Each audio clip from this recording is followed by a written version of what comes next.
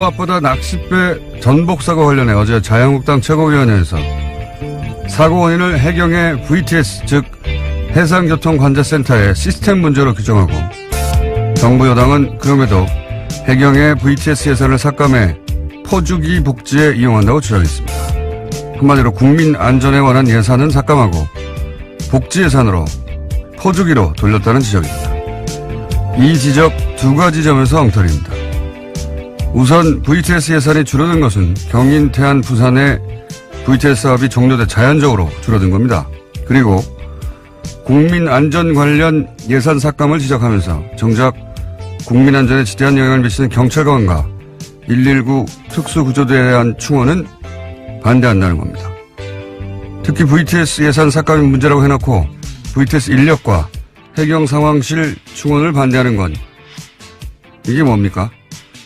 최소한의 앞뒤는 맞아야 찬반을 논하고 말고 하는 거죠.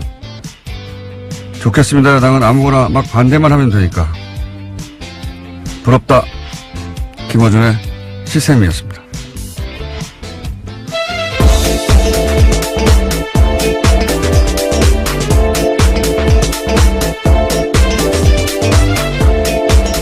시사인의 김은지입니다. 저는 부럽습니다. 요새 자주 부러워하시는 것 같아서요. 네. 보통은 최소한의 앞뒤는 맞추고 이렇게 논리를 만드는데, 예. 앞뒤를 안 맞춰도 되잖아요. 막 반대만 하면 되는 거 아닙니까? 예산안이 일단 합의는 됐습니다. 예. 네, 어제 여야가 내년 예산안 합의했습니다. 최대 쟁점이었던 공무원 증원 규모를 9,400여 명 선으로 확정했습니다. 더불어민주당이 10,000명 선에서 한 걸음 물러나면서 합의문이 나온 건데요. 하지만 자유한국당은 합의문 가운데 공무원 증원과 법인세 인상 부분에는 유보 입장 밝혔습니다. 오늘 여야가 오전 11시에 본회의 열고 예산안을 처리할 예정인데요. 자유한국당은 그전에 의원총회 결과에 따라서 표결에 불참하거나 일부 반대표를 던질 가능성도 있습니다. 하지만 더불어민주당과 국민의당 공조로 예산안 본회의 통과는 문제가 없습니다. 저는 이제 언론의 책임을 꼭 물어야 된다고 봅니다. 이 예산안 합의에 관련해서는 저희가 잠시 후 2부에서 어제 이어서 정상수 소장님과 자세한 얘기 나눠볼 텐데 이게 전부 다 이제 공무원 증원이라고만 보도했거든요. 이걸 증원이라고 하느냐, 충원이라고 하느냐, 그리고 공무원이라고 하느냐, 아니면 구체적으로 그 내용을 들여다보면 경찰, 집배원, 소방수 이런 분들이거든요. 이게 완전히 뉘앙스가 다른 거거든요. 그 이제 내용을 보면 파출소 24시간 순찰, 112 상황실, CCTV, 119 특수구조대, 해경 VTS 운영, 그리고 생활 부분은 제일 많은 게 집배원이에요.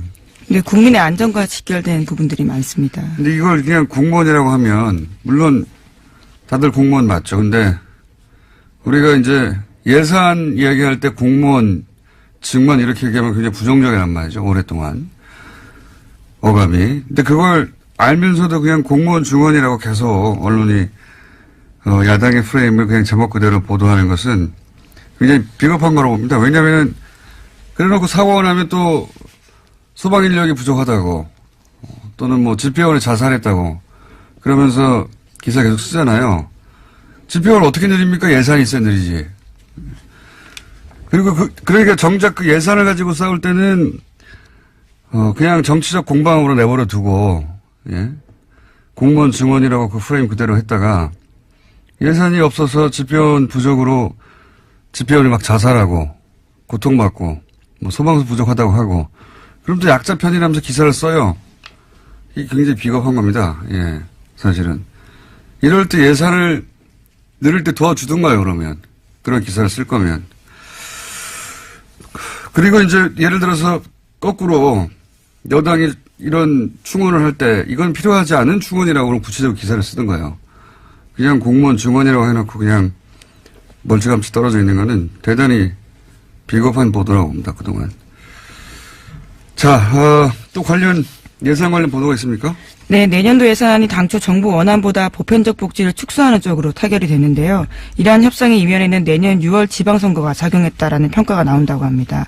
아동수당 신설 및 기초연금 인상의 내용과 시기가 상당 부분 수정됐기 때문입니다. 그동안 야당은 아동수당 시설과 기초연금 인상이 지방선거를 겨냥한 선거용 예산이다 이렇게 주장한 바가 있는데요. 그래서 계속해서 지급 대상과 시기 조정을 요구해왔습니다. 더불어민주당 같은 경우에는 이를 정략적이다라고 비판하면서도요. 예산안 통과를 위해서 결국 야당의 주장을 받아들였습니다. 그래서 시행 시기도 정부안보다 2개월 늦춰져서 내년 9월부터 실시됩니다. 한국일보죠. 네, 그렇습니다. 제목은 보편적 복지 축소 뒤엔 야당의 정략적 요구 있었다라는 기사입니다. 이거는 진짜 정략적 요구가 맞죠. 원래 이제 선거용 예산이라는 게 있긴 있어요. 선거 때만 되면 도로도 갈아엎고 막 하잖아요. 그런데 선거용 예산이라고 하면 불필요하다. 그래서 삭감하자. 이런 주장은 과거에도 많이 있었는데 이번에는 삭감을 주장하면, 왜냐면 자기들도 똑같은 공약을 냈었거든요. 삭감을 주장하면 욕먹을 것 같으니까 선거 후에 지급하자고. 이런 건 내가 처음 봅니다. 그러니까, 아예 선거용 예산이니 불필요해서 삭감하자는 게 아니라 필요한 예산을 만드는데 선거 전에 하면은 여당에 유리하니까 선거 이후에 지급하자고 주장한 거 아닙니까? 이게 그 복지의 대상이 되는 사람들의 이익하고 무슨 상관이 있어요? 그냥 표계산인 거죠. 예. 이런 건 처음 봅니다, 정말. 이런 야당의 주장은 처음 보는데, 어쨌든 결국 그렇게 됐습니다. 선거 이후에 지급하는 것으로. 예. 6월에 선거니까 6월 이후에 지급하자. 언제? 9월부터. 예. 이런 야당은 처음 봅니다, 정말. 어쨌든 그런 일이 있었다. 예. 라는 보도가 한국일보를 통해 나왔고요. 다음 뉴스는 뭡니까? 네, 문재인 대통령이 어제 낚싯배 전복 사고와 관련해서 EU 여하를 막론하고 이 같은 사고를 막지 못한 것과 구조하지 못한 것은 결국 국가의 책임이다라고 밝혔습니다. 문재인 대통령은 어제 청와대에서 수석보좌관 회의를 주재하고 국민의 생명과 안전에 관한 국가의 책임은 무한 책임이라고 여겨야 한다라고 이야기했는데요. 뿐만 아니라 이번 사건의 수습이 끝나면 늘어나는 낚시 인구의 안전관리에 관해서 제도와 시스템에서 개선하거나 보완할 점이 없는지 점검해 주길 바란다라고 당부했습니다. 또 회의 시작에 앞서서 문재인 대통령과 참모들은 전원 기립해서 10초 정도 묵념을 하고 희생자를 추모했습니다. 사실 원론적인 이야기죠. 예. 이거 굳이 이렇게 얘기한 이유는 박근혜 정부 때, 예, 재난 컨트롤 타워가 청와대가 아니다라고 했던 건 이제 되돌려서 바로 잡으려고 하는 의도에서, 원론적인 이야기를 다시 한 거라고 보고, 재난재해를 방지하고 구조하는 국가의 임무가 맞죠. 예. 해상 상황이 나면 전 세계 어디나 해양구조대, 예, 소위 공무원이 출동합니다. 예, 이걸 민간이 하지는 않죠. 민간이 도와줄 수는 있어도. 근데 유독 이 세월호 사고 때는 사실은 해군 출동도 누군가가 맡고 해경도 뒷짐을 지고 있었죠. 왜냐하면 거기 언딘이라고 하는 민간 업체가 군안을 책임지는 유일한 업체로 계약이 사고 나자마자 됐고, 언딘이 그 현장을 장악하고 언딘 중심으로 군안을 해야 한다면서 사실은 국가가 뒷짐을 지고 있었죠. 이게 왜 이런 일이 벌어졌는지 아직도 사실 정확하게 밝혀지지 않았는데, 이 관련해서. 이것도 밝혀내야 하는 일이라고 봅니다. 세월호 관련해서 특조 얘기가. 그럼 원론적인 얘기를 했다. 자, 다음은요.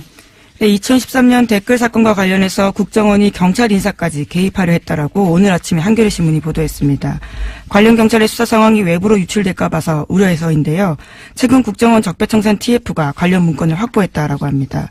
국정원이 2012년에서 2013년 서울수서경찰서의 후임자까지 관여한 정황이 담긴 내용인데요. 구체적인 내용들을 보면 2013년 4월께 국정원은 당시 이광석 수서경찰서장 후임 인사를 언급하면서 잔불 정리를 확실히 할 사람을 후임자로 앉혀야 한다라는 취지의 보고서를 썼다라고 합니다. 당시에 이제 그 수서경찰서가 소위 셀프 감금 사건. 네, 그 실무를 담당했었습니다. 네, 셀프 감금 사건의 실무를 담당했었기 때문에 거기에는 이제 수사 기록이 있을 거 아닙니까? 그리고 수사를 했던 내부 인력이 있을 거고 그 사람들이 양심 선언하거나 뭐 자료가 나올까봐 국정원이 그 경찰서장 후임을 결정했다는 거 아니에요. 뭐 그런 취지의 내용이라고 하는데요. 실제적으로 원래는 보고서에는 애초에 신임소장으로 유력했던 사람이 박아무개 총경이다라고 쓰여 있습니다. 그런데 실제로 박 총경이 아닌 다른 사람이 총경이 됐다라고 합니다. 그러니까요. 예.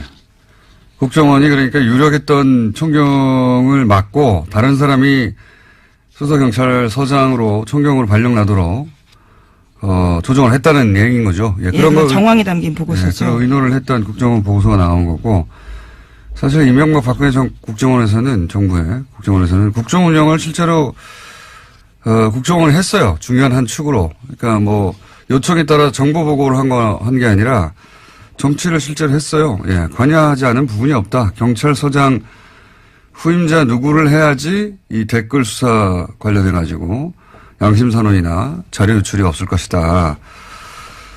라는 판단을 하고 실제 그렇게 되도록 만든 거 아닙니까? 네. 저는 이제 이런 기사를 볼 때마다 느끼는 게 뭐냐면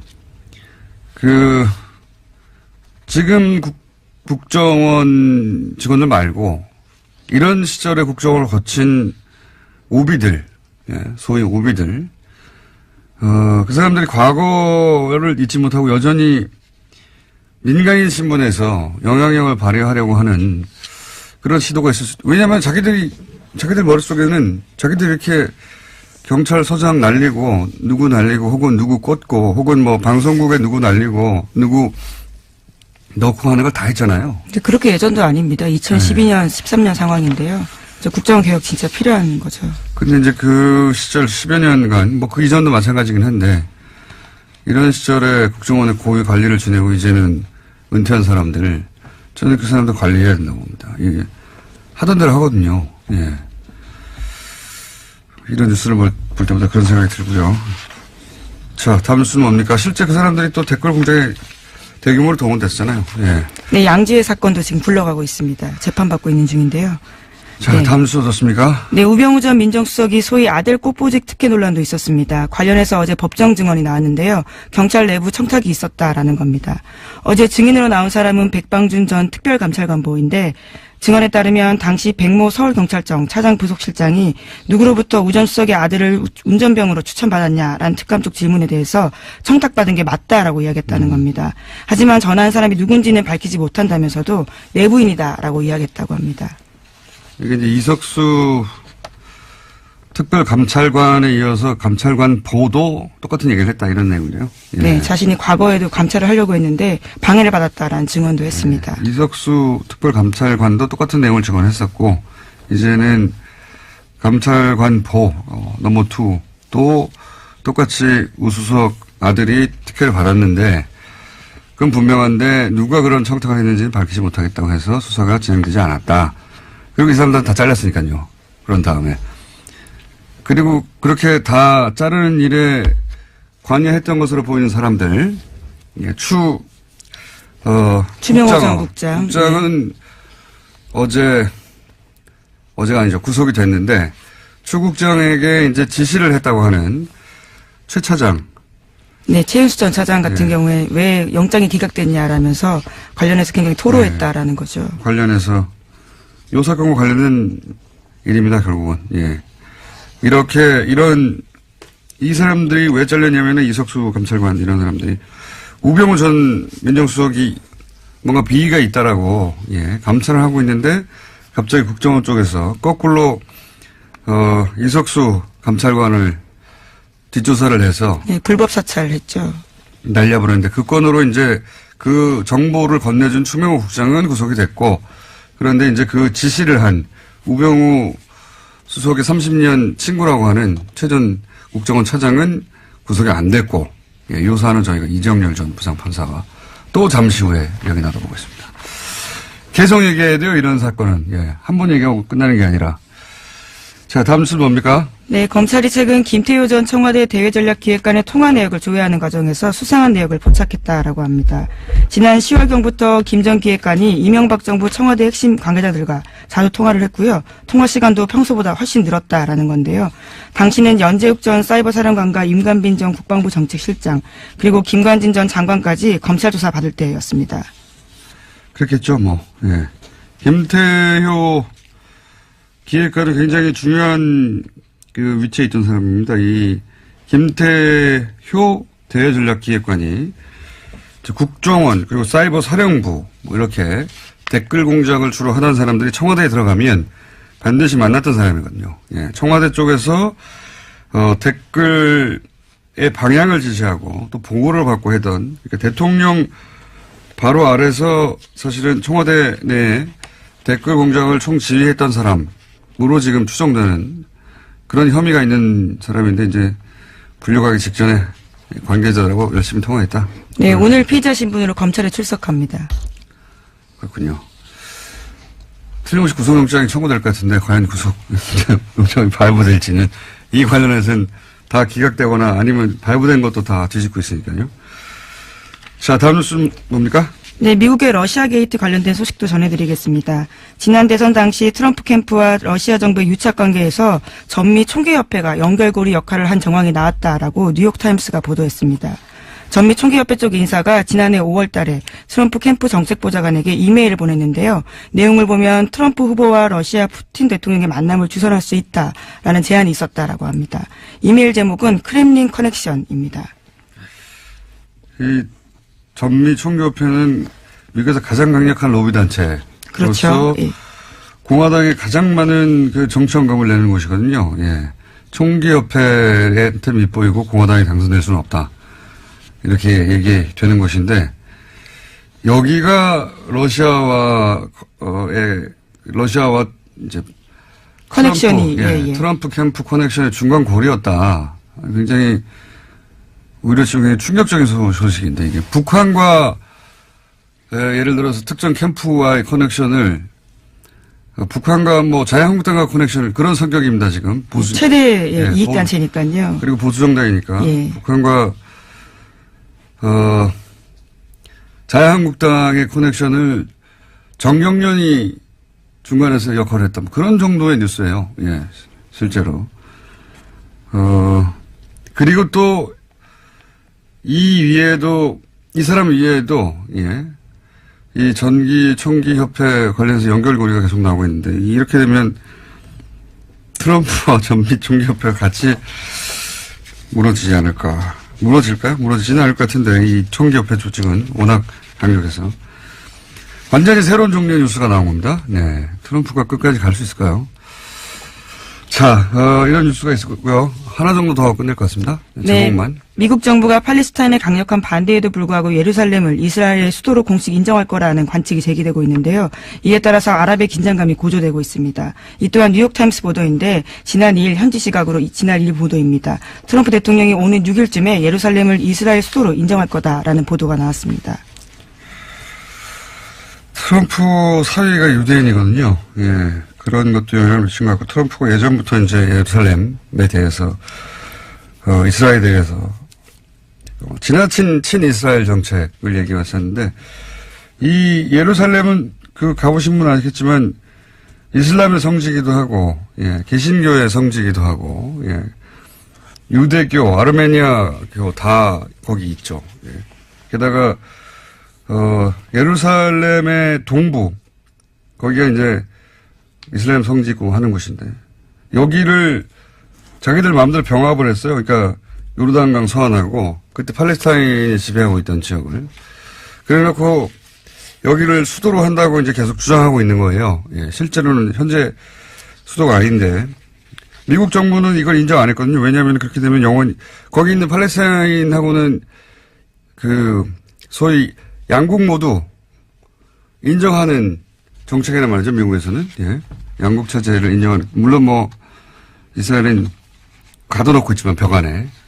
가둬놓고 있긴 한데. 이렇게 되면 그 주변에 있는, 아랍 국가들이, 예. 인정할 수가 없죠. 병합을. 전쟁하자는 얘기죠.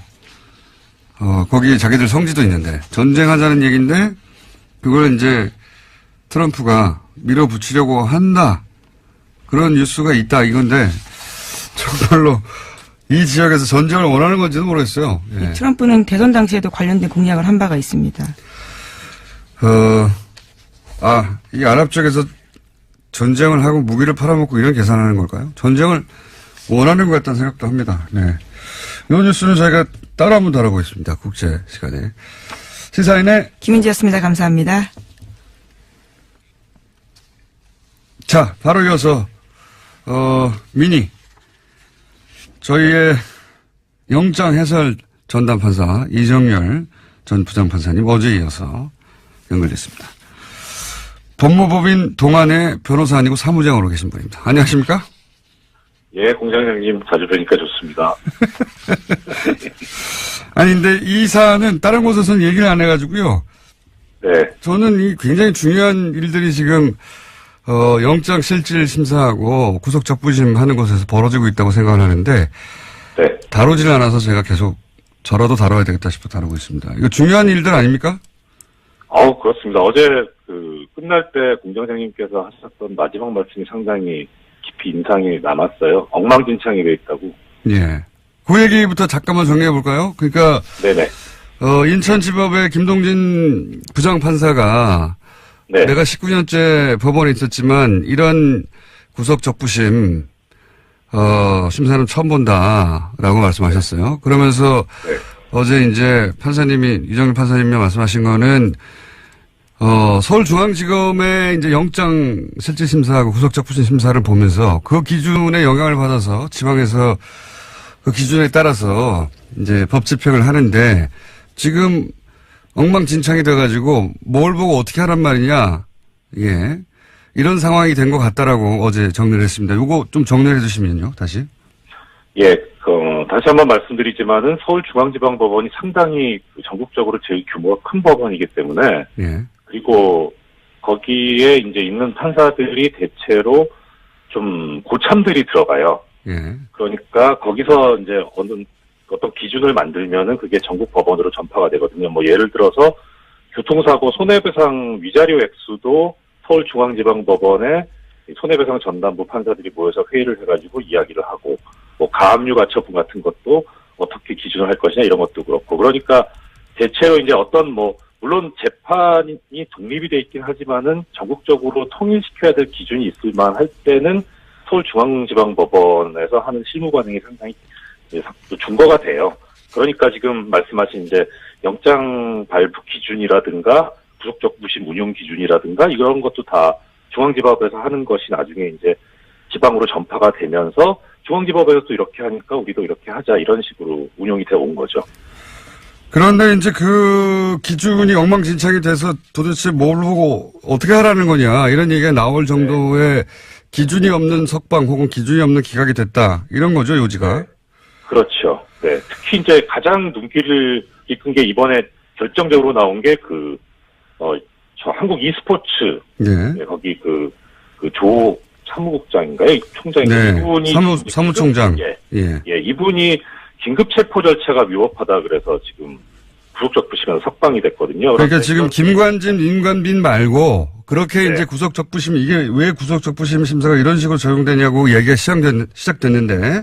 네, 그렇죠. 신강렬 부장판사에 의해서. 그런데 네. 이번에는 한국 e스포츠. 네. 이번에는 이제 여당 전직 네. 정무수석과 관련 인사입니다. 그렇죠.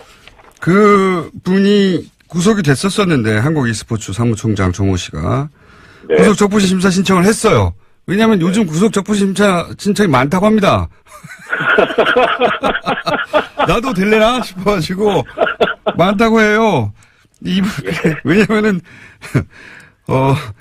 절대 안 된다고 했던 김광진, 임관빈 두 사람이 석방되는 걸 보자 너도 나도 그런 생각을 하나 본데 그래서 이분도 신청을 했습니다. 근데 이분은 이제 안 될 거라고 생각했는데 석방돼 버렸어요. 예, 이분도 사실 사정이 바뀐 게 하나도 없거든요. 예, 그러니까 이제 원천적으로 영장 발부할 때 그 전 단계인 검찰에서 체포를 당시에 그 절차가 잘못됐다, 위법하다 해가지고 그래서 최초 단계서부터 잘못됐으니까 전체적으로 영장 발부가 잘못된 것이다라고 하는 이유로 석방이 된 거죠. 이런 경우도 있습니까? 적부심에서 잘 못 봤습니다. 사실 긴급 체포 절차가 위법하다라고 하는 건 제가 영장 전담할 때도 많이 다뤘던 문제긴 한데요. 이게 이제 그런데 영장이 있어야 되는데 영장 없이 체포했다는 거 아닙니까? 한마디로. 그렇죠. 그런데, 그렇죠. 예. 근데 이제 원래는 영장이 있긴 있어야 되는데, 영장을 발부받을 수 없는 긴급한 사유가 있는 때는 어쩔 수 없잖아요. 그 법에서 예외를 인정하고 있거든요. 그런 경우가 두 가지가 있는데, 예. 하나는 잘 아시겠지만 현행범 체포하는 경우. 그렇죠. 이때 영장이 있을 수가 없죠. 도망가고 있는데. 바로, 바로 범죄가 벌어졌으니까. 두 번째는 이제, 현행범은 아닌데, 약간 이제 시간이 지났는데 범죄가 일어나고 나서, 그런데 긴급하게 이거는 영장 없이 체포를 하지 않으면은 완전히 뭐 도망갈 수 있거나 증거를 인멸할 우려가 있으니까 예외적으로 인정하는 경우인데, 이 경우에 대해서 이제 어떤 경우를 그럼 긴급한 경우로 보냐라고 법에서 정해놓은 요건이 있어요. 그게 언제냐면은, 지방법원 판사의 체포영장을 받을 수 없는 경우인데, 특히 이런 긴급한 상황을 뭐라고 했냐면은, 우연히 만난 경우. 우연히 만난 경우? 네, 그렇죠. 그럼 영장이 있을 수가 없잖아요. 그렇죠. 그런데 도망갈 것 같고. 이런 경우에 긴급하게 할 수 있다는 거예요. 그리고 모든 범죄가 그렇게 된다는 것도 아니고, 법정형이 가장 높은 게 뭐 사형, 무기, 3년, 장기 3년 이상. 이런 경우에 이제 할 수 있다는 거죠. 그러니까 요건이 상당히 엄격해요. 영장주의의 예외니까. 형이 아주 중한 피의자인데, 우연히 만났거나, 지금 놔주면 도망가거나 증거인멸을 할 것 같거나. 그럼 수사기관이 어느 정도 재량권이 있습니까? 그러니까 여기에 대해서 사실 법상으로 보면 재량권이 전혀 없어요. 법에 그냥 우연히 발견한 경우 이런 식으로 돼 있거든요. 근데 이렇게 되면은 우연히 발견한 경우라는 게 사실 그렇게 지극히 드문 경우이기 때문에 이걸 그대로 법대로 적용을 하면 이게 법이 있으나마나한 이런 조항이 돼버리니까 이게 좀 역사적인 걸 볼 필요가 있는 게 이 긴급 체포라는 게 나오기 전께 긴급 구속이라는 게 있었어요, 예전에. 근데 그때는 이런 식의 조문이 아니었거든요. 그러니까 검찰에서도 수사기관에서도 그냥 뭐 조문은 들어갔지만 옛날에 긴급 구속처럼 운용을 해온 거예요. 그냥 뭐 우연히 발견한 경우 아니라도 체포를 했었죠. 그런데 이렇게 되니까 법대로 하면 문제가 생길 수 있으니까 대법원에서 이걸 판례로 약간 완화를 해줍니다. 그래서 아까 조금 전에 공장장님 말씀하신 대로 상당한 재량권이 있다. 그런 긴급 체포하는 경우에 수사기관이 그 현장에서 판단해서 재량권 할 수 있는데 그게 상당한 재량권이 있다고 봐준 거군요. 그렇죠. 그리고 그 다음에 이 상당한 재량권이 있는데 이렇게 재량권을 가지고 판단을 했을 때 그게 현저하게 합리성을 잃은 경우에는 긴급 체포가 위법하다 이렇게 판례가 완화를 해줍니다. 그게 2002년도에 최초에 나온 판례예요. 그렇군요.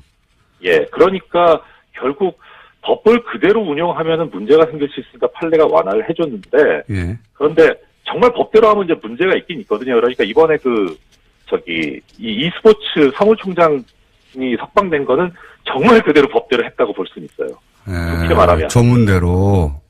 법대로 했다고. 근데 그게 이미 2002년에 그 법대, 소위 그 전문대로만 하면 사실 다 풀어줘야 되니까 수사기관에게 상당한 재량권을 줬는데 이번에는 거꾸로 상당한 재량권을 뺏어버린 거군요. 말하자면 법대로 해가지고. 그렇죠. 그 조문이 있긴 있지만 사실은 현실과는 다른 이때까지 한 10여 년 이상 없었던 판결을 내린 거는 마찬가지네요. 뭐 거의 없었죠. 이런 경우가. 그러니까 이제 지적하고 싶은 건 뭐냐면 뭐 법대로 운영할 수도 있어요. 할 수도 있는데 문제는 이제 영장 전담 판사가 영장을 발부를 했잖아요. 그러면은 그 발부할 때 그때도 긴급체포 위법 얘기가 나왔었다고 하거든요.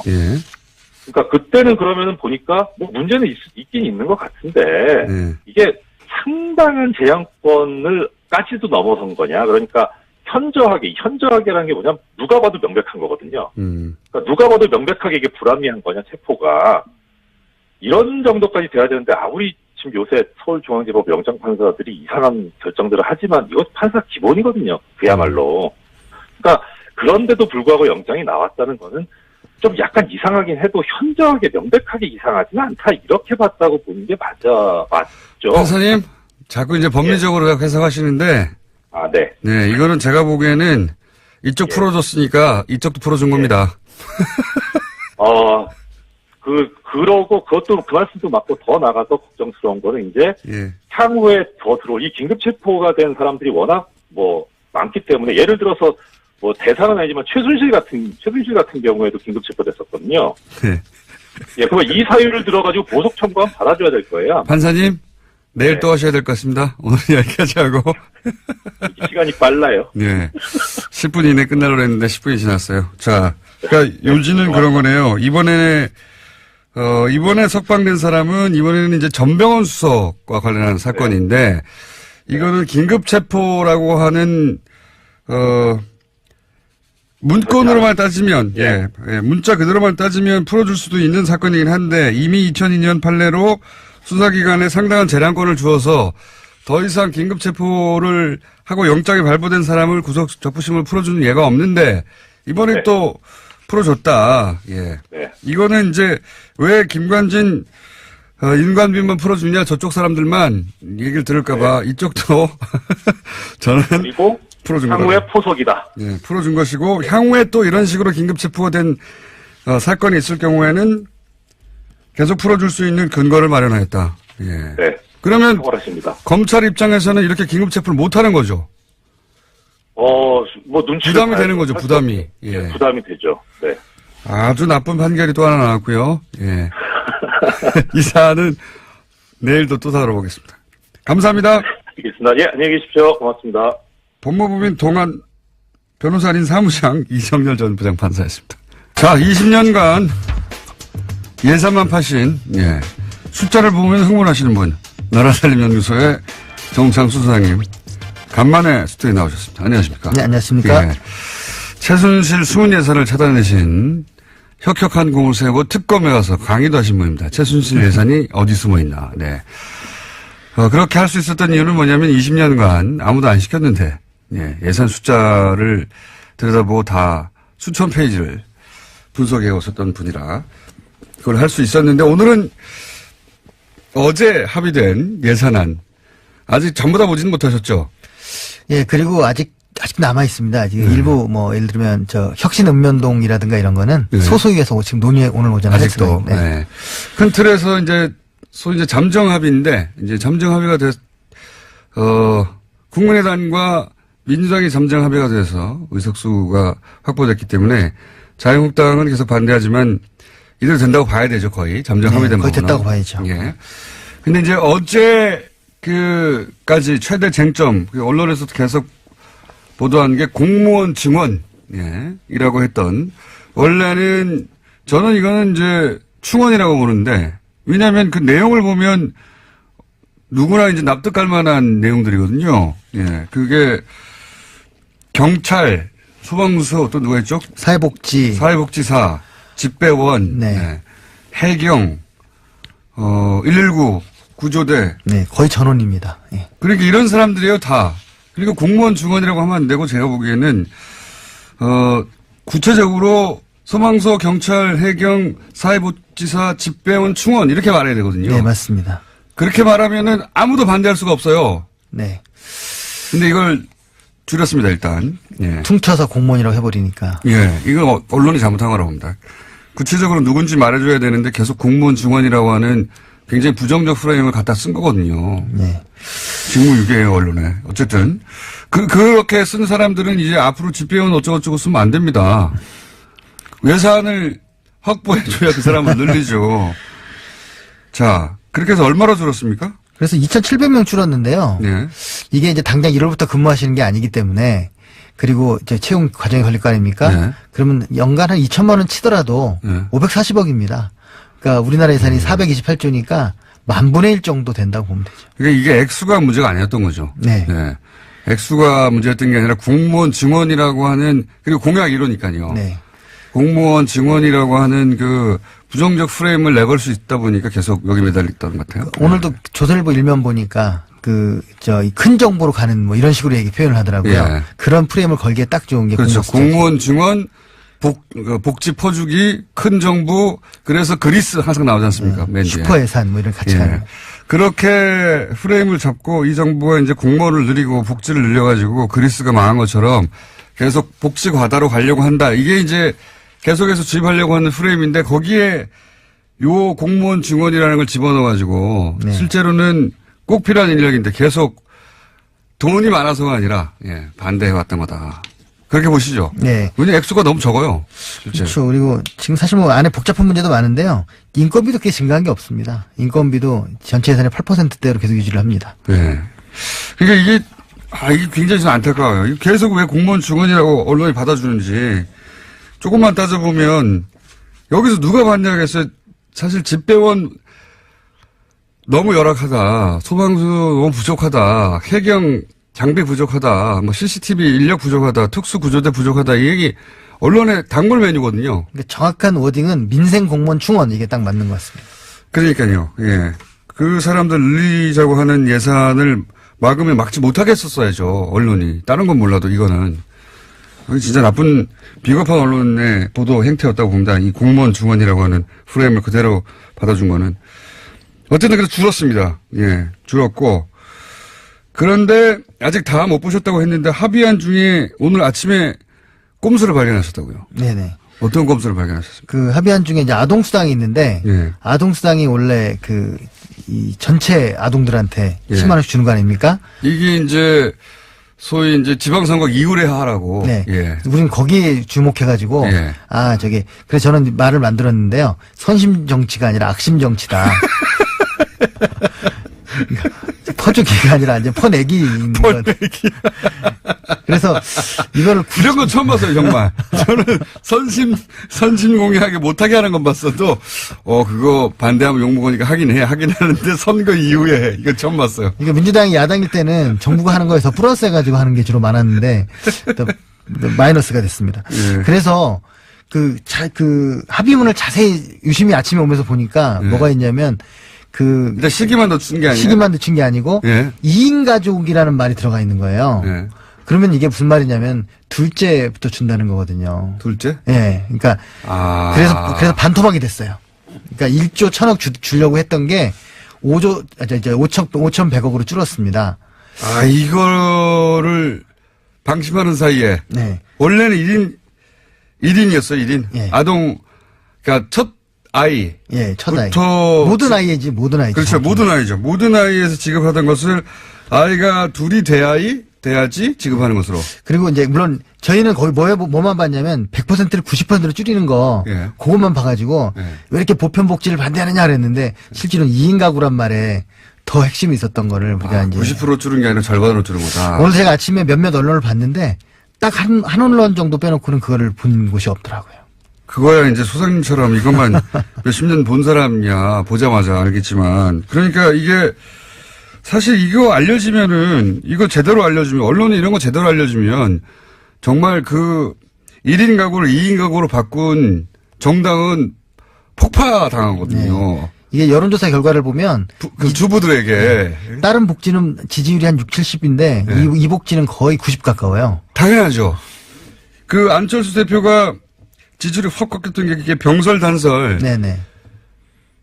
그 남자들은 잘 모르고 네. 그리고 나이가 아주 어리거나 많거나 한 성인들도 20대나 60대는 잘 모르는데 30, 40대의 여성들에게 뭐 병설을 줄여? 폭탄이죠. 폭탄이 돼가지고 확 꺾였었는데 이것도 마찬가지 아닙니까? 아동수당을 절반으로 꺾었어 누가? 누가 꺾었습니까 이거? 물론 이제 그 야당들이 이제 반대를 한 거고 특히 자유한국당이 아주 격렬히 반대를 한 거죠. 근데 기초노령연금은 차마 그렇게 못 건드렸는데 아동수당 건드린 것 같습니다. 네. 부모님들의 지지층인 이제 노년층의 노년수당은 못 건드렸고 아동수당은 절반으로 줄었답니다. 5천억이 줄었답니다. 요게 숨어있는 한 1인치였군요. 예, 예. 둘 이상 있는 집이 반밖에 안 된다는 거죠. 아하. 저출산의 문제입니다. 이것, 이제 처음에는 이제 시기를 뒤로 연기하는 것만 생각했더니 그걸 절반으로 줄였습니다. 아마 전략이 넘어간 것 같아요. 90% 그거에 싸우느라고 2인 가족이 얼마나 무서운 말이라는 걸 모르는 것 같습니다. 아하. 그렇구나. 그런 일이 벌어졌고요. 또 뭐가 있습니까? 숨어있는 것들. 네, 그리고. 숨어있는 것들 많겠죠. 네, 맞죠. 뭐 법인세 같은 경우에 좀 이제 예.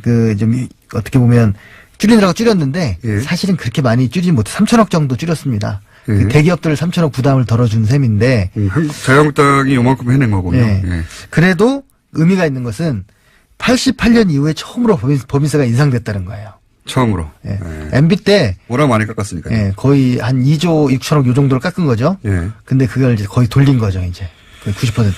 이명박 전 대통령이 이렇게 많이 깎아주고.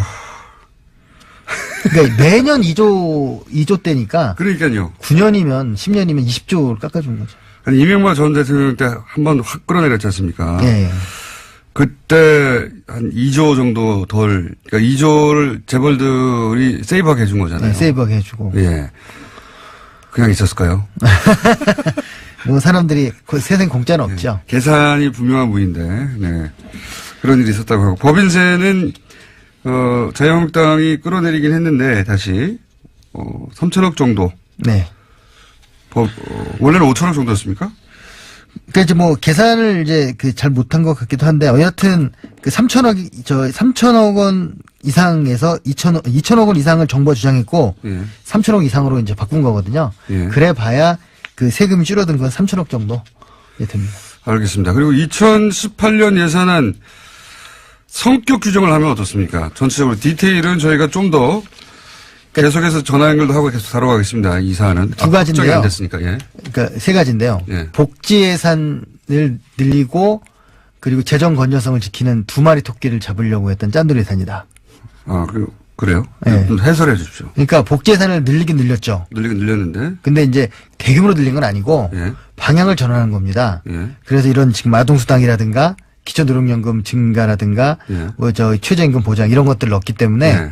당장 액수는 사실 크지 않지만 예. 이 방향으로 가게끔 이제 방향을 틀은 거고요. 방향을 틀었다. 예, 그렇기 번째. 때문에 양은 많지 않으니까 예. 재정 건전성을 해치지 않은 거죠. 그 그 이 정부에서 뭐 저 이 야당에서 특히 얘기하는 7.1% 최대 증액이다. 예. 라는 얘기를 들어서 제가 아침에 새벽에 금시 찾아봤습니다. 네. 그랬더니 박근혜 정부 때 8% 올린 적도 있더라고요.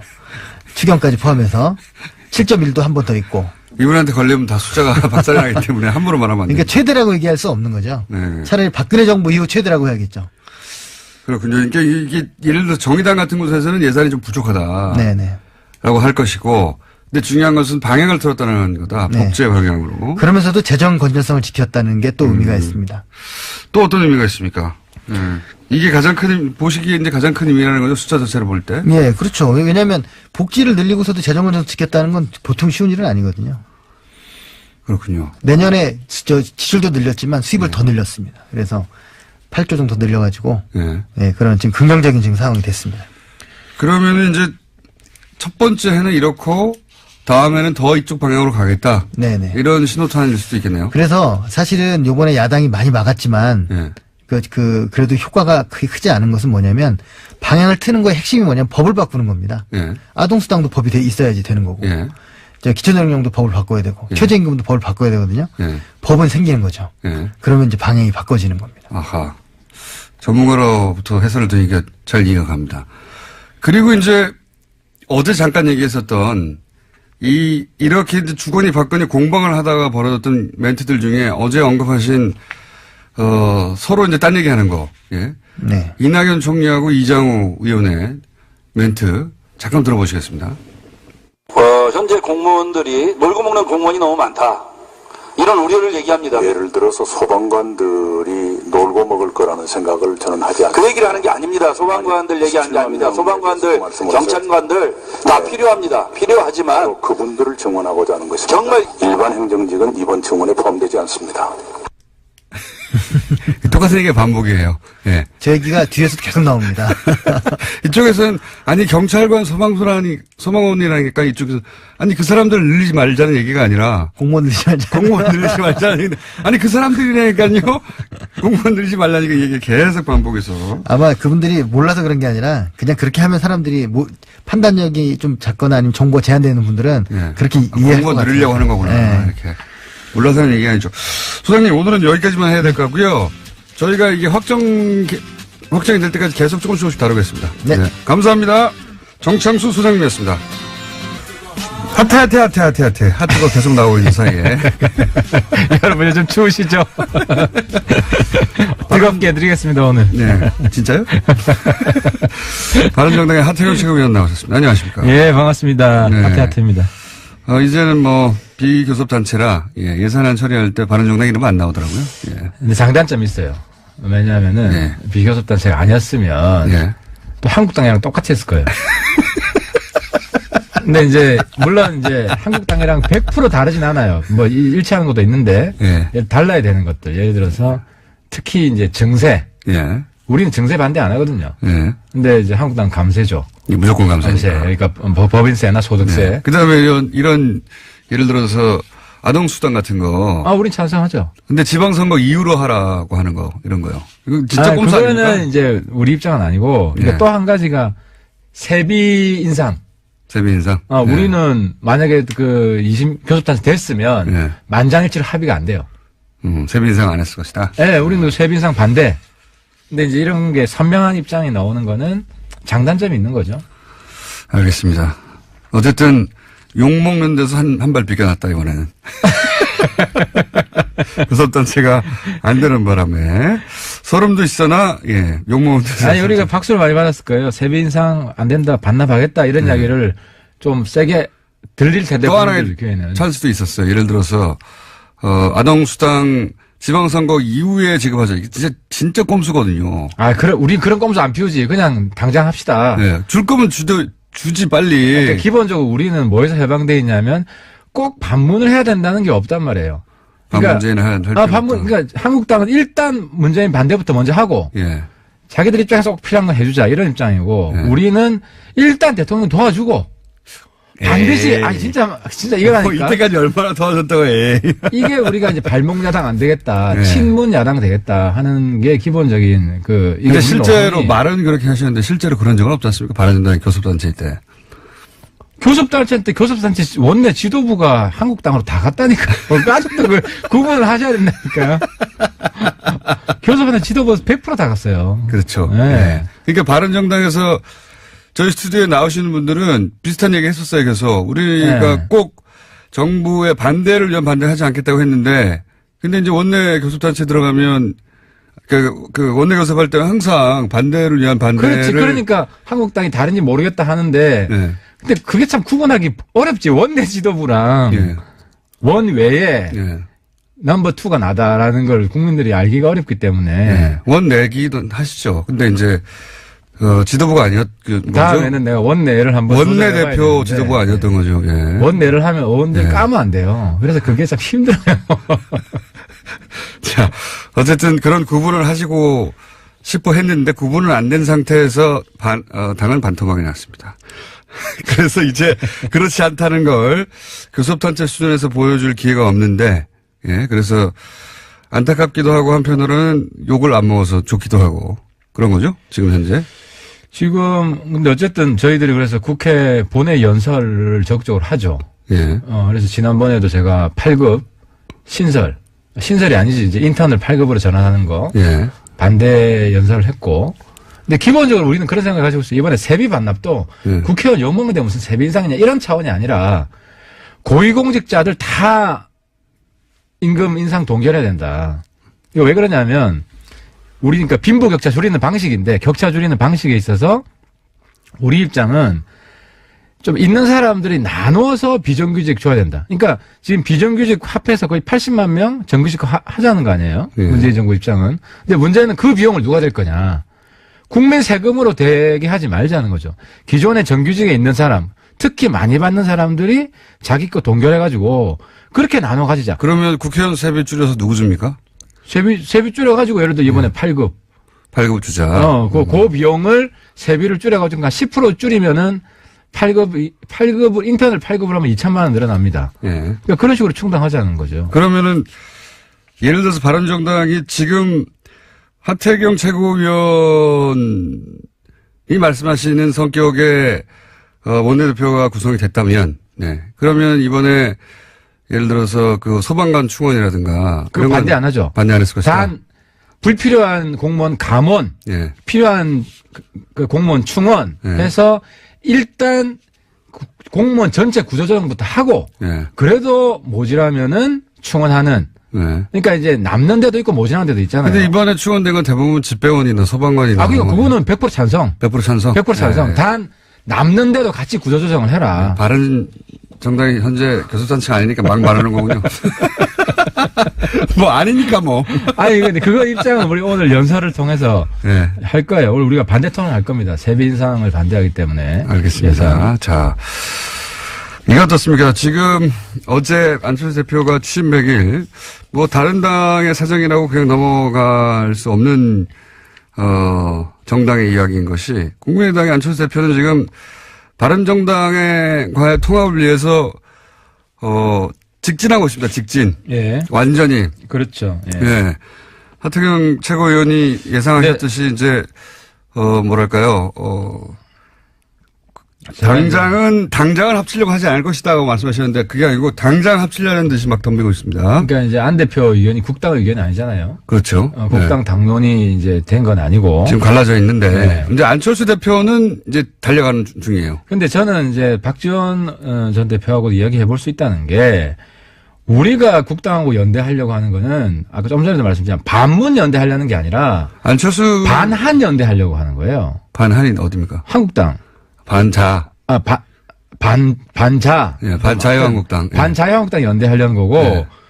기본적으로 한국당에서 선거 좀 이겨보려고 연대하는 게 아니라 한국당 없애겠다. 한국당은 청산 대상이다. 이런 차원에서 연대하려는 것이기 때문에 네. 만약에 안 대표가 반문 연대로 연대하자 그러면 안 할 거예요. 안철수 대표는 반문의 성격도 있는 것 같아요. 그래서 예. 우리가 연대하면 그건 인정하시죠. 반문의 성격도. 그러니까 안 대표 그거 고쳐야 돼요. 그러니까 기본적으로 아직도 경쟁의식이 강하게 남아있고 예. 그런 정서를 빨리 극복해야 큰 정치인이 됩니다. 다음 주에 선거 없다는 것 좀 알려주세요. 그래서 문재인 대통령을 중심으로 보면 예. 오히려 바른당이 더 왼쪽이다. 지난번에 적폐청산의 정치법입니다. 에이, 그건 말도 안 되는 것 같아요. 아니 문재인 대통령이 그러니까 지금 문재인 하는 것을 문재인 도와주는 입장에서 보면 문재인 정부보다 바른정당이 더 좌파라고요? 아니 문재인 대통령이 하려고 하는 걸 도와주는 그런 의지나 그러니까 돕겠다는 정치 노선의 차이를 떠나서 지금 이 현 정부의 성공을 바라느냐 아니냐의 관점에서 보자면 바른정당이 오히려 더 안철수 대표보다는 더 문재인 정부의 성공을 더 도우려고 한다. 더 적극적으로 협조하는 입장이죠. 지금 반토막 난 바른정당 기준으로. 그렇죠. 그러니까 그전에는 사실 한국당 섞여 있었기 때문에 네. 그래서 우리가 국민의당이랑 연대를 하면 네. 반한이 강해지고 반문은 약해진다. 친문이 강해진다. 글쎄요. 그건 안 대표 리더십이 강하지 않기 때문에 국민의당 내에서 그러면 만약에 통합이 되면 국민의당 이제 통합된 이름이 뭐 바른국민인지 국민바른인지 전혀 다른 의미인지 모르겠지만 통합이 되고 나면 국민의당 내에 들어간 바른정당의 11명은 안철수 대표가 아무리 반문을 하려고 해도 우리는 반문이 중요한 게 아니라 지금 현재 뭐가 옳으냐 그러냐만 중요하기 때문에 때때로 친문도 하고 반문도 하고 그럴 거기 때문에 반문 일관도로 하는 안철수 대표하고는 다르게 움직일 거다. 견제해야죠. 예. 견제해야 되고. 왜냐면 안철수 대표가 별로 강하지 않기 때문에. 그러니까 문재인은 지금 국가의 중심이에요. 그건 그러니까 뭐 부인할 수가 없는 거죠. 그냥. 과거 야당이 잘못된 것은 국가의 중심은 잘 돼야 돼요. 그러니까 그 레임덕이 없는 정부로 끝나야 돼요. 그래야 대한민국이 성공하는 거고.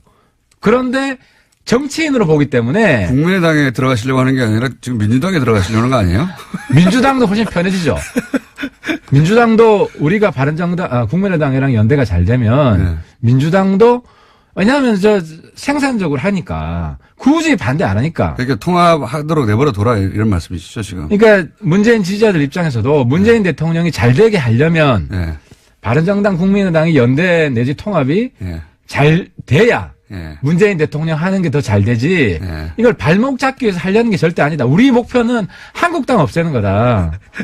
한국당 소멸이다. 굉장히 신선한 논리를 가지고 오셨는데 오늘. 반만 설득될게요 그럼 일단 반만 설득되는 걸로 하고요. 왜냐하면은 설사 바른정당 11명 전원이 그런 생각을 하더라도 저는 전원이 그런 생각을 한다고 생각하지 않습니다. 유승민 대표만 하더라도 최근에 썰전이었던가요? 어디 썰전 아니면 어디 프로는 정확하게 기억이 안 나요. 유 대표 뭐라고 그랬습니까? 예, 나가서 문재인 정부 너무 아마추어인데 이렇게 지지율이 높은 게 이해가 안 간다고. 그거는 코치해줄 수 있는 거지. 코치해줄 수 있는 대통령하고 더 자주 통화한다. 더 자주 통화한다. 그리고 이제 아마추어긴 하지만 그렇죠. 도와줄 수 있는 건 도와주고. 네. 아니, 대통령이라고 100% 다 잘하는 건 아니잖아요. 아니, 그런데 이 현 정부가 아마추어라고 규정하는 것은 실제로는 제대로 하는 게 아무것도 없는데 이런 전제잖아요. 아무것도 없진 않지. 잘하는 게 그럼 많고. 유승민 대표는 왜 이렇게 말한 겁니까? 예를 들어서 몇 가지 정책인데 최저임금 예. 급격한 인상으로 지금 임금을 국가 세금으로 보존해 주겠다는 거 아닙니까? 그러니까 우리는 이 부분 반대하는 거예요. 알겠습니다. 제 말의 요지는 뭐냐면 바른정당 그런 내에 몇 가지 정책을 가지고 이제 얘기하는 거죠. 바른정당 내에 다 그런 생각을 하는 건 아니지만 적어도 하태경 의원님은 만약에 통합이 되면 우리는 무조건 반대는 아니기 때문에 오히려 더 낫다. 그렇죠. 오히려, 국정원에 훨씬 수월하게 네, 됐죠. 더 낫다는 논리로 이제 지금 호남계 쪽에 너무 걱정하지 말라고 손을 흔드신 거예요? 아니면 이거 박지원 대표한테 박지원 걱정하지 대표한테. 마라. 네. 그리고 사실 박지원 대표가 많이 반대하는데 박지원 대표 칭찬 한마디 하면 우리 정치권의 독보적인 자산이에요. 그분이 있어야 한국당 없애는 네. 전략도 잘 나오고. 친문 지지자들도 지금 안심시키고 박지원 대표도 지금 안심시키고 그러려고 하시는 거죠? 그만큼 통합을 해야 된다 생각하시는 거죠? 왜냐하면 지방선거에서 바른정당 국민의당이 몰락하면 네. 또다시 서로 그냥 핥히는 잡아뜯는 그런 정치가 반복이 되고 네. 그럼 국민이 힘들고 국가가 힘들어요. 한국당을 없애야 대한민국이 선진국이 된다. 문재인 대통령도 성공한다. 하태경 최고위원님의 진심은 제가 믿습니다. 그런 생각일 거라고. 그런 생각이 아닌 사람들도 있겠죠. 바른정당은 안 그래요. 바른정당 우리는 이제 그 대부분 우리 의총을 매일 합니다. 의총 11명밖에 안 되기 때문에. 의총이라기보다 그냥 모임은 의총 아닌가요? 매일 아침 회의하면 의총이에요, 그게. 6명 이상 되면 의총이기 때문에. 그렇죠. 과반 이상 모였기 때문에. 가만히 있는 모이면. 네. 그럼 거기서 우리가 이슈마다 다 토론을 할 수가 있어요. 토론이 빨리빨리 끝나거든요. 의총이 이제 당직자 회의나 의총이나 마찬가지인 거죠, 지금. 그러니까 100명 이상 의총되면 하루 종일 해야 되는데 6명 이상 되면 당 입장이 금방금방 정해지기 때문에 굉장히 효율적으로 당론을 정하고. 자, 그러면 제가 거꾸로 이렇게 여쭤볼게요. 박지원 대표로 대변되는 호남계 의원들의 이제 반대 이유는 요약하면 이런 거거든요. 안철수 대표가 이제 바른정당과 합치고 그러면서 이제 탈호남, 지금 사실 어제 이야기도 지역구도를 탈피해야 된다. 뭐 탈호남 해야 된다는 얘기예요. 안철수 대표 입장에서는 이해가 가는 게 호남 베이스의 정당으로 대선을 이길 수 없다. 예. 그러니까 이제 호남에 묶여있지는 말아야 되겠구나. 이제 안철수 대표 생각을 중심으로 하자면. 그 다음에 박제화된 정치관념. 이게 아마 햇빛 정책이나 과거에 소위 이제 호남계 의원들이 항상 얘기하는 DJ의 정신. 그 둘 다를 벗어나야 된다고 얘기를 했단 말이에요. 그렇다는 얘기는 호남계 의원, 박지원 대표는 호남계 의원 입장에서 보자면, 저렇게 해서 바른정당과 합치고 계속 중도보수 하니까 중도보수로 갔다가 지방선거 끝난 다음에 자유한국당하고 합치진 않겠지만 지방선거 때 자유한국당이 장사가 잘 안 돼가지고 이게 이대로 정권 재창출이나 총선도 어렵다 싶어서 걱정하는 사람도 있을 거 아닙니까? 그런 사람들 좀 떨궈져 나오면 그 사람들하고 합쳐서 한가운데에서 그게 정말 한가운데냐 아니냐를 떠나서 그것도 한가운데 아니라고 말할 사람도 있겠지만 어쨌든 중도 보수라고 하는 그 지역을 딱 선점하고 있다가 내가 적자가 돼야 되지. 그러면 호남계 입장에서 뭐라고 생각하냐면 그럼 우리가 안철수 대표의 차기 대권을 위해서 저쪽 보수 쪽들하고 합치는 것에 우리가 거름이 돼야 되느냐. 안철수 대표가 그만한 인물이냐. 우리를 다 희생해서까지. 그 정도 리더 아닌데 우리가 왜 그래야 되냐.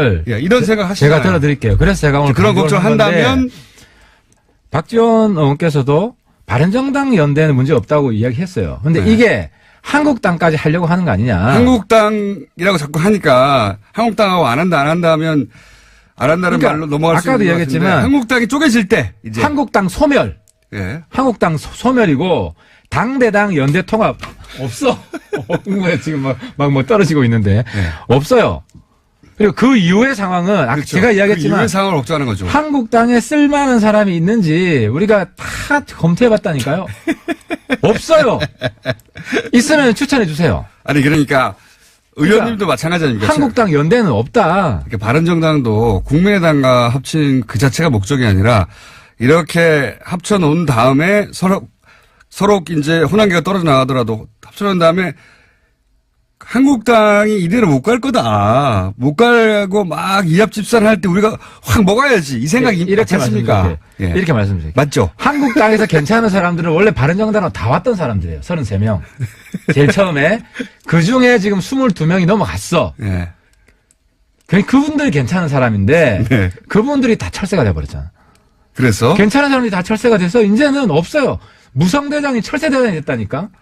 그러니까 이런 상황에서 거기랑 뭐 아쉬워서 다 심판받아서 끝날 분들인데. 아니, 그러니까 지금의 자유한국당 말고 지방선거 이후에 와해되거나 물론 뭐 자유한국당이 이기면 굉장히 좋은 성과를 내면 이 계획은 다 무산되는 건데 만약에 지방선거에서 잘 안 됐을 경우에 자유한국당이 이제 앞으로 남은 거는 자꾸 이제 유도신문 안 돼. 질문도 안 되는 건데 지금 아니 그걸 우리들은 보는 거 아닙니까? 바른정당 호남, 탈호남이 아니고 네. 호남으로 더 들어가야 돼요. 바른정당은 그렇죠. 국민의당도 마찬가지. 국민의당 지지율이 몇 프로 나와요 지금 호남에서. 지금대로 가면요 선거하면은 전멸해요 국민의당. 이런 상황에서 그럼 한 가지 여쭤볼게요. 바른정당이 그런 식으로 이제 전제는 지방선거에서 장사가 잘 안 돼서 이거 다음 총선이랑 대선 때 주자가 이제 보이기 시작해야 되는데 주자가 안 보인다. 그래서 막 당이 흔들려서 사람들이 막 이합집산하고 그럴 때를 바른정당도 바라는 거 아닙니까? 지방선거 목표는 한국당 다 떨어뜨리기. 그렇긴 한데 그 다음에. 그러니까 그 다음에 나와서 이야기를 할게요. 지금 그러니까 이게 김칫국 질문인데 제가 볼 때는. 그거를 그리잖아요, 사실. 아니, 떡줄 사람 생각도 안 하는데 지금 질문자가 김칫국 질문부터 하면은 나는 김칫국 맞이지 말라고 해야 될. 국민의당 안철수 대표나 바른정당의 지금, 통합을 바라는 분들이 다 그걸 그리는 거 아닙니까? 지금 당장 지방선거가 아니라 지방선거 이후. 그 이유는 아무도 모르고. 아무도 모르지만 그걸 그리는 거 아닙니까? 내가 지난번에 얘기했잖아. 그 이유는 민주당이 어떻게 될지도 몰라요. 내가 안희정 대표 두둔하니까 전부 다 안희정 욕하더만 하태경 칭찬한다고. 그런 식으로 마음 좁게 정치하면 안 된다니까. 아니, 어쨌든. 그러니까 당장 김경수 대통령 대변인께 하는 분이 대통령은 안희정을 끔찍이 생각한다. 네. 그러니까 내가 작정하고 민주당 교란하면은 대통령 맨날 나와서 난 저 사람 내 편이다, 저 사람 내 편이다. 그런 식으로 지금 서로 정치하면 안 된다니까요. 네, 하태경 최고위원의 영향이 그 정도까지는 안 됩니다. 어쨌든 그 지방선거 이후에 대한 그림을 염두에 두겠지만 거기에 대해서 말을 못 하시겠죠. 이해는 가요. 할 수가 없죠. 그 이후의 상황은 사실 아무도 몰라요. 아무도 모르지만 어떤 상황이 발생할지. 염두에 둔다는 건 맞잖아요. 그 이유는 네. 우리가 한국당 없애겠다. 그러니까. 당으로서. 없앤다 국회의원이 없어집니까? 국회의원은 안 없어지지. 그 국회의원 주소 오겠다는 거 아니에요? 그 국회의원 중에서 그나마 괜찮은 사람들이 다 22명이었는데. 어쨌든 주소 올 거잖아요. 22명을 어떻게. 그 외에도, 예. 어쨌든. 간 사람 다시 받으라고. 근데 이제. 김성태 형 다시 받으라고. 하태경 최고위원이 이 대답을 못하는 이유가 뭐냐면, 거기 주소 온다고 말했다가는, 이제 박지원 대표가, 그거 봐라! 합칠 거 아니냐라고 말할 테니까 못하는 거죠. 그러니까 그게 어폐라는 거지. 그걸 가지고, 뭐 한두 명 괜찮은 사람, 난 5손가락에도 안 된다고 생각하는데, 괜찮은 사람이. 이해합니다. 그렇게까지만 말씀하실 수 있다는 걸 이해하고, 그러니까 계산이 다르니까 지금 잘 안 되는 계산이 다른 게 아니고, 예. 박지원 대표는 그때 민주당 깨세요. 우리 지방선거 이기면, 네. 우리는 한국당 깨고, 그래요. 그러니까 민주당은 또 우리 깨려고 그러겠지. 네. 한국당 우리 깨려고 그러고. 네, 하태경 최고위원의 고충은 이해합니다. 말 한마디 잘못했다가 호남구 쪽에서 그거 봐라 그럴까 주원 글씨 쓰여진 사람 땡겨 오려고 하는 거 아니냐. 사실 필요 없어요. 자, 그럼 총선 되면은 다 떨어질 사람들. 이거 여쭤볼게요, 이거. 하나만 한 얘기 그만하고요, 서로. 이거 여쭤볼게요. 아까 안철수 대표가 그렇게 지도력이 강하지 않기 때문이라고 표현하셨는데 그 이야기는, 그러니까 바른정당이, 국민의당이 그러니까 의원수는 더 많지만, 예? 통합해서 우리가 흡수해서 흔적도 없이 사라지는 게 아니다.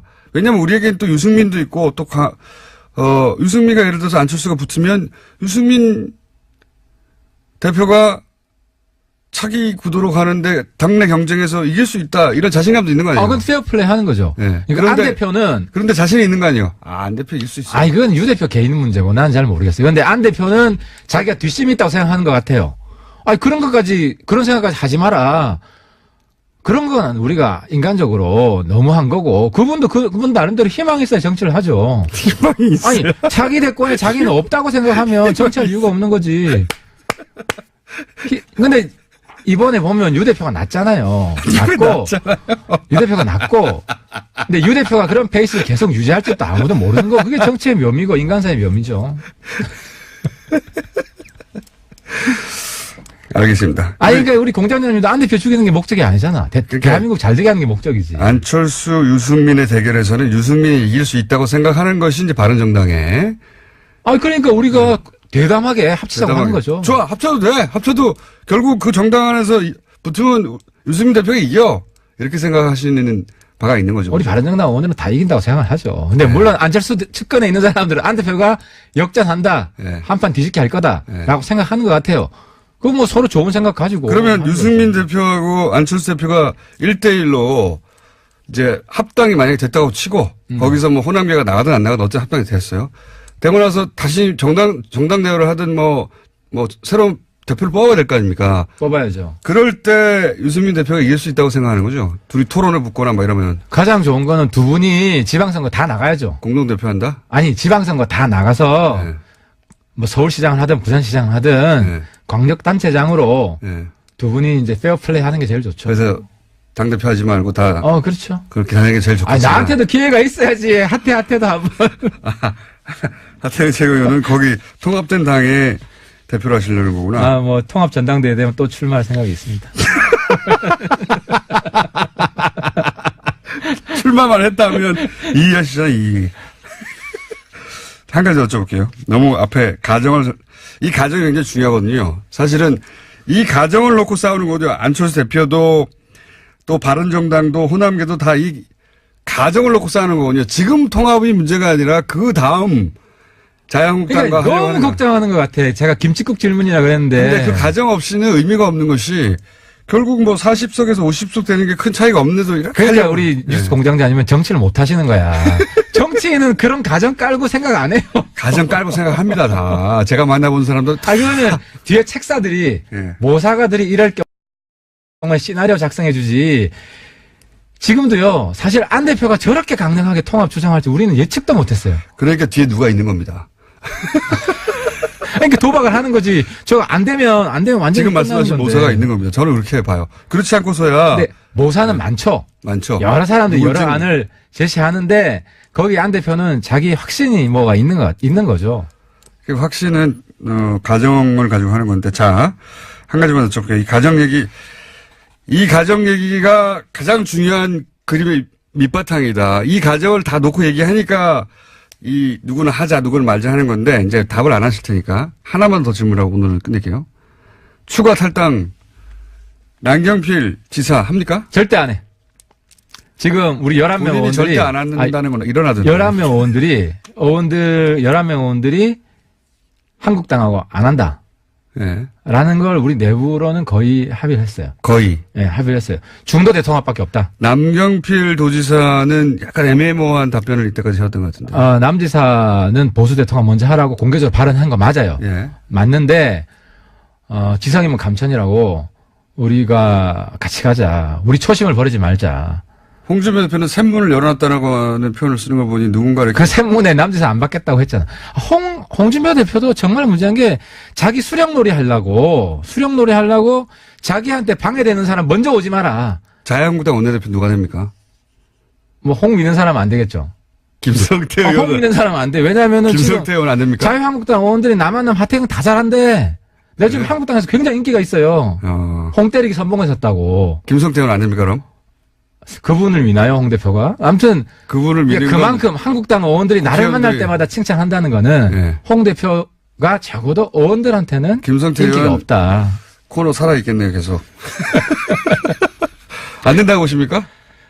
그건 모르겠어요. 그건 뭐 몇 번 다음 주면 결론 난 다음에 다음 시간 나온 거예요. 거기 아마 결선 투표가 있을 거예요. 과반수가 안 되면 다시 할 거예요. 그래서 마지막에 친홍 비홍 구도가 되면 뭐 성태형 여기 계속 나오셔야죠. 자, 그러면 뭐 걸까요, 이번에는? 경쟁 된다, 안 된다? 뭐 걸까, 우리? 성태형하고 뽀뽀해주기? 오늘 여기까지 하겠습니다. 지금까지 하태경 최고위원이었습니다. 감사합니다. 네, 감사합니다. 칼 플라니 약간 세계적인 항상 세계적인 건 아니고 예, 몇 년에 한 번씩 세계적인 학자들이 오긴 왔다는 걸 제가 확인했기 때문에 약간 세계적인 칼 플라니 사회공연구소 정태희 소장님 나오셨습니다. 자, 약간 세계적인 연구소의 소장님 오늘은 뭡니까? 오늘은 트럼프 감세안입니다. 아, 이거 이제 소위 트럼프 법안이 취임 1년 지나서 처음으로 하나 통과됐어요. 그렇죠. 예. 예. 네. 그래서 지금 트럼프가 굉장히 좋아할 타이밍인데 또 러시아 커넥션이 나와가지고 이제 다 제대로 좋아하지도 못하고 있다. 뭐 이런 뉴스가 나오긴 나와요. 그런데 트럼프는 신이 나서 자기 재선도 자기 거라고 얘기를 하고 있습니다. 그러니까요. 첫 법안, 트럼프표 법안이 처음으로 통과됐습니다. 예. 그것도 51대 49로. 예. 네, 원래 상원에서 공화당 대 민주당이 52대 48인데 한 사람의 이제 예, 공화당이 한 명이 반대를 했고 나머지는 전부 당 아슬아슬했어요. 예, 테네시의 밥 코커 상원 의원이 유일하게 반대했습니다. 아슬아슬하게 이제 통과했는데 이게 법인세를 인하는 거예요. 네, 법인세. 중요한 미국은 상대적으로 법인세 굉장히 높은 나라였습니다. 네. 35%에서 20%로 한꺼번에 떨어뜨리는 게 이번 한 번에 법안의 이명박 핵심이죠. 법인세로 내려갔어요. 네네, 그렇죠. 원래 미국 법인세는 50년대 중반에 45%였어요. 네. 근데 그게 이제 조금씩 떨어지다가 이번에 이제 대폭 떨어뜨린. 확 떨어뜨려서 이제 네.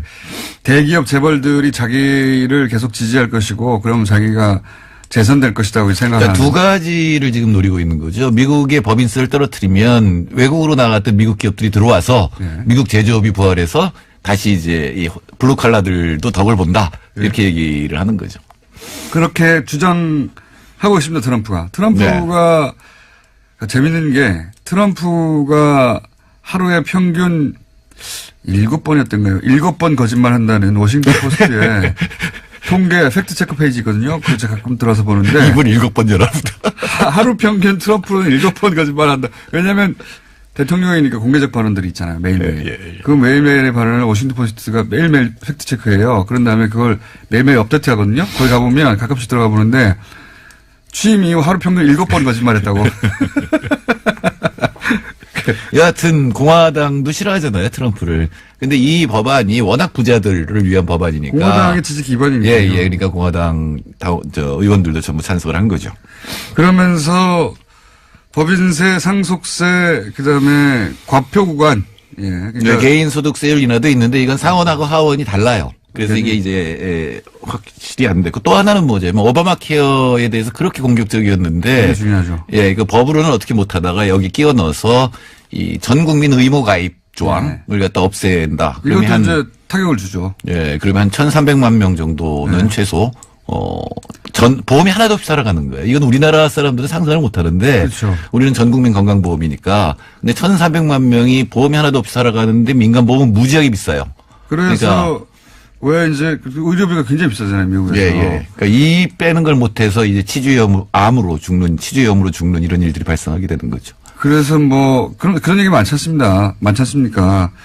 그 교포들이 예. 미국에서 한국에 와서 수술받고 돌아간다고. 그렇죠. 네. 그런 얘기도 많고 그게 이제 특히 치과는 치과를 미뤘다가 한국에 와서 치료하면 비행기값 빠진다는 거죠. 그다음에 뭐 손가락 절단 사고가 났는데 미국에서 못해서 쿠바에 가서 수술하고 왔다 뭐 이런 얘기도 있고요. 네, 손가락이 2개가 절단됐는데 하나밖에 못 붙였다. 너무 비싸서. 뭐 너무 비싸서. 네. 그런 얘기도 있고. 하여튼 그렇게 해서 맹장 수술하려고 그랬는데 우리나라에서 맹장 수술은 사실 뭐 수술로 치지도 않는 수술비의 기준으로 보자면. 근데 거기는 맹장도 1,몇백만 원이어서 그 수술 네, 그러니까 미국에 가서 웬만하면 아픈데 제일 문제가 되는 게 뭐냐면 긴급한 그렇죠. 상황에서는 그냥 실려가는 거잖아요. 응급실에. 네. 그럼 나중에 그게 한 2, 3천만 원 나오니까 사고 당하면 안 됩니다. 미국에서는.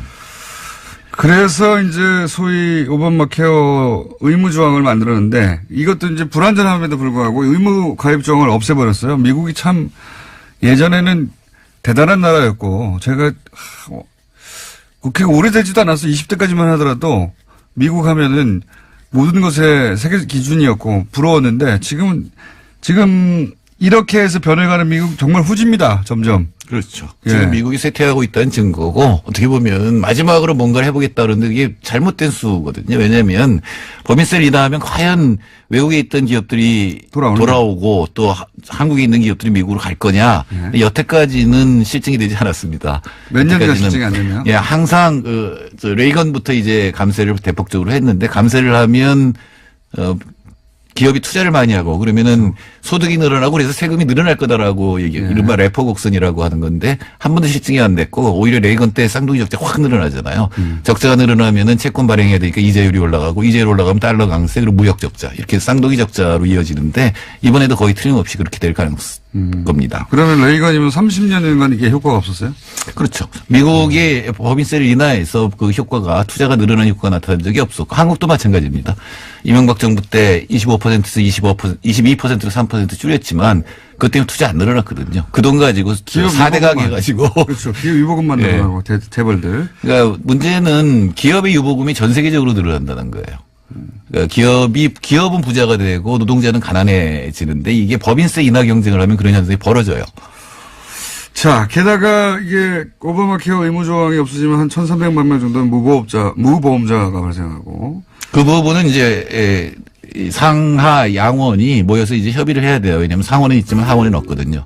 그러니까 그 부분 같은 것도 이제 협의를 해야 이게 확정이 되는데 법인세 인하는 상하원이 같아서 이거는 이제 확정됐다고 봐야 되는 거죠. 이런 거는 결국 미국의 대기업들이 해낸 건데요, 결국은. 예.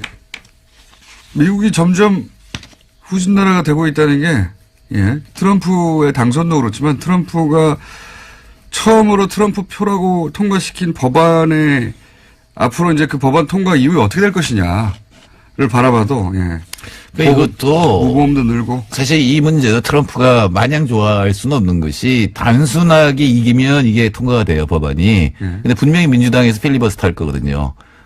근데 필리버스터를 이기려면 5대 3로 이겨야 돼요. 51대 49가 아니라 5대 3의 비율로 이겨야 되는데 그렇게 되면은 세수 균형 룰이라는 게 작동을 합니다. 그러니까 10년 동안 세수가 중립적이어야 돼요. 그게 뭐냐면 법인세가 줄어든 만큼 다른 세수가 늘어나야 돼요. 그러니까 그걸 의회에서 확보를 해야 돼요. 그렇죠. 근데 이 법인세를 줄이고 그다음에 어디선가 세금을 늘려야 되는데 그건 역시 또 가난한 사람이 될 것이다. 세금을 내는 사람은 우리나라는 월급 봉급생활자인데 보통. 네, 그러니까 이제 그렇게 되면 이제 밑에서 트럼프를 지지했던 사람들도 반박이 될 것이다. 이게 스티글리츠 노벨상 받은 사람의 예측입니다. 그게 우리나라 일어났었죠. 네. 실제로. 네. 그게 이론이 아니라 우리나라 실제 그랬죠. 그런데 이제 문재인 정부는 미국하고는 다르게 법인세를 인상했어요. 예. 지금 22%에서 25%로 과표 2천억 초과 경우에만. 네. 그러니까 대기업 경우에만 20%에서 25% 상향한다고 했는데. 그러니까 이명박 정부가 감세를 했을 때 그 효과가 상위 1% 기업. 이 80% 감세된 거고 상위 0.1% 300개 기업이 60%였어요. 그리고 지금 이제 그 혜택을 받던 걸 갖다가 돌려놓는 거고 그거는 어떤 거냐면 지금 기업이 사내 유보를 700조 쌓아놓고 있는데 우리 가계부채 반이 이제 기업에 쌓여 있는데 그게 단순하게 현금은 아닙니다. 투자한 것도 사내 유보인데 그중에 이제 현금으로 쌓아놓은 것도 있고 증권 뭐 부동산 이렇게 갖고 있을 거 아니에요. 그중에 일부를 다시 돌려받는 거죠. 다시 돌려받는 거니까 사실 최경환 부총리도 박근혜 시절에 그 현금 유보를 어떻게든 세금으로 거두려고 노력했잖아요. 이 이야기는 이명박 박근혜 정부 내내 했었어요. 기업 유보금 그거 투자하라고. 네, 네. 투자하라고 했는데 누가 투자하나요? 투자 안 하죠. 왜냐하면 부동산에 한다든가 이렇게 훨씬 더 이익이 있고 현재는 설비 투자가 지금은 좀 나아졌습니다만 불확실성이 크니까 그렇다면 정부가 투자하는 게 훨씬 낫다는 거죠. 정부가 복지를 쓰거나 아니면은 뭐 녹색 전환에 투자를 하거나. 그래서 그때 깎아준 거 돈으로 내놔. 우리가 그거 세금으로 쓸 테니까. 그거죠. 이게 이제 지금 문재인 정부의 방향성입니다. 그리고 야당에서 이제 일제히 드러났죠. 사실 이번에 제가 외신을 막 찾아봤어요. 혹시 또 그 이른바 바닥으로의 경쟁 얘기가 나오나 근데 없어요. 근데 우리나라가 마침 그때 법인세 예산 이거 하고 있었기 때문에 다른 나라 다 내리는데 우리나라만 올린다. 우리나라 망한다. 그래서 그렇지 않습니다. 그러니까 이 법인세율하고 국제 경쟁력 또는 경제 성장률은 상관관계가 없어요. 이 모든 나라를 다 찍어봐도 그 상관관계가 없고 김어준 총수라면 그러겠어요. 지금 우리나라하고 미국하고 법인세율이 역전됐다. 그럼 회사를 미국으로 옮기겠어요? 트럼프가 어떻게 될지 모르겠는데. 미국 가서 할 일이 없어요, 저는. 그러니까 기업이 투자를 해서 돈을 버는 건 굉장히 많은 요인이 작용을 하는데 네. 법인세의 이율은 굉장히 적은 요인입니다. 법인세 하나 때문에 회사를 전체를 네. 옮긴다는 게 말이 안 되는 건데, 근데 언론에서 그걸 자꾸 들이대니까요. 그러니까 우리나라 또 그 교수들이나 이 의원들이 그 얘기를 해요. 삼성이나 현대차가 국내 공장 안 세운다, 외국에 세운다. 아, 근데 국내 공장으로도 이미 국내 수요가 꽉 찼어요. 그러니까 외국에 세우는 거지. 아니, 지금 우리나라의 현대자동차 미국에 생산된 게 우리나라 역수입돼서 우리가 삽니까? 그거 아니잖아요. 그러니까 그런. 아니, 그거는 이제 재벌들이 좀 기사를 써달라고 하니까요. 네, 그러니까 이게 왜 문제가 법인세 인하 경쟁이 왜 문제가 되냐면 항상 기업들이 옮긴다고 위협하잖아요. 네. 노동자들은 옮기기 어렵잖아요. 네. 그러니까 결국은 법인세를 인하하는 게 노동자들이 세금을 더 많이 내고 노동자들 임금이 줄어들면 전 세계적으로 수요가 부족해요. 그게 지금 전 세계의 침체 원인이거든요. 근데 이게 죄세 딜레마 성격이라서 굉장히 어렵지만 그래서 따라서 내린다고 우리나라 경제가 잘 되는 건 절대로 아닙니다. 우리나라는 늘려야 됩니다. 분명합니다. 알겠습니다. 지금 이제 미국, 중국, 일본이 법인세 인하를 하고 있기 때문에 근데 우리는 왜 법인세를 거꾸로 올리냐? 여기다 대놓고 이제 보수 매체를 중심으로 해서 이러다 우리나라 망한다. 기업들 다 빠져나간다고 하는데 그게 아니다. 이 말씀을 하신 거고요. 그러니까 조선일보는 법인세 올린다고 나가겠어요. 그러니까 자기들도 안 올 거고요. 자, 오늘 여기까지 하겠습니다. 정태현 소장님이었습니다. 감사합니다. 네.